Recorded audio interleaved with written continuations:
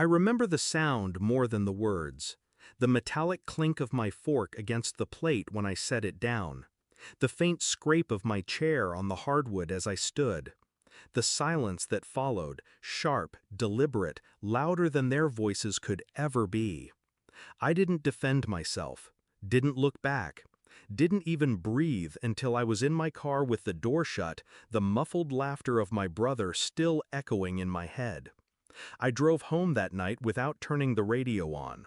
My hands were steady on the wheel, but in my chest, something shifted, like a lock clicking open. They hadn't always been like this. When I was a kid, my mom used to say I was quiet but sharp.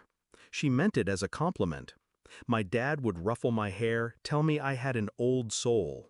My brother, 3 years older, was the loud one, the golden one, the one who broke curfew and wrecked his first car but still got a smile and a boys will be boys. I didn't mind the imbalance, not back then. I studied, I worked, I stayed out of trouble. I thought, naively, that doing everything right would keep me safe from their cruelty. But things changed when my dad's business started slipping. Money got tight. Suddenly my achievements didn't matter. My quiet wasn't sharp anymore. It was ungrateful. My independence was selfish. My brother's recklessness became stress. Mine became burden. I didn't see it as betrayal at first. Families fight. Words get said. But Thanksgiving night, when they looked at me like I was a guest who'd overstayed my welcome, was the moment I realized they weren't just careless. They were comfortable hurting me. The thing about me, I don't do dramatic exits for nothing. When I walked out that night, I wasn't running away. I was making room to plan. They thought I was still the quiet kid in the corner. What they forgot was that I'd been listening for years. Listening when my dad complained about the stress of the mortgage. Listening when my mom bragged about how lucky they were that I'd gotten a stable job at the bank. Listening when my brother slipped about the temporary business loan he took out in my dad's name. I never said a word, but I remembered everything. The first step was simple. Stop helping. No more quietly transferring a little money to their account when bills ran short. No more smoothing over my brother's late payments by adjusting due dates. No more bailing them out without them even asking. The second step required patience. My brother's loan, the one he was handling, I knew it wasn't being paid. I knew the penalties were stacking like bricks on his back. I also knew my dad had co-signed it. I just let it grow. The third step was timing. My mom had a habit of calling me only when she needed something. So when she called one afternoon, sugary sweet, asking if I could help out just this once, I agreed, on one condition. I needed my name removed from everything. The house, the joint account, even the emergency contact list for my dad's business. I framed it as wanting to be fully independent. She liked the sound of that. Independence meant she could tell people I wasn't part of the family drama. By the end of that week, my name was gone. Then I waited. It didn't take long.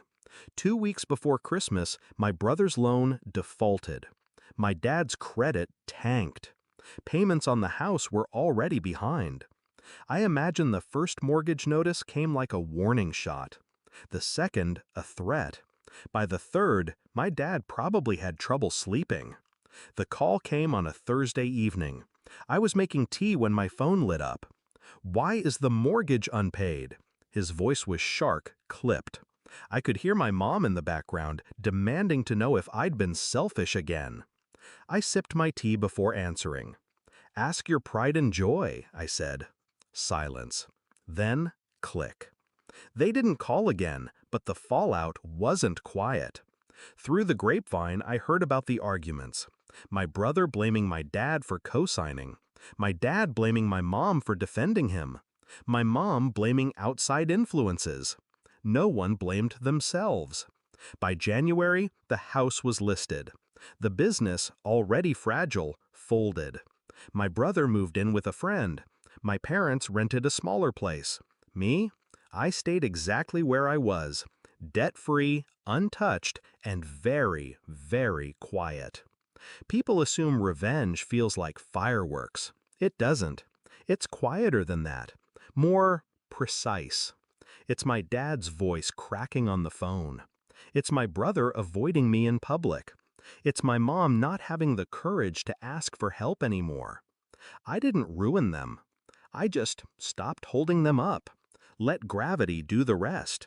And I slept better than I had in years. Because here's the thing they never understood. I was never a burden. I was the backbone. And the moment I stepped away, the whole structure came down. Not with a bang, but with the slow, inevitable collapse of something built on arrogance and rot. Now, they live with the consequences. I live with peace. And every Thanksgiving.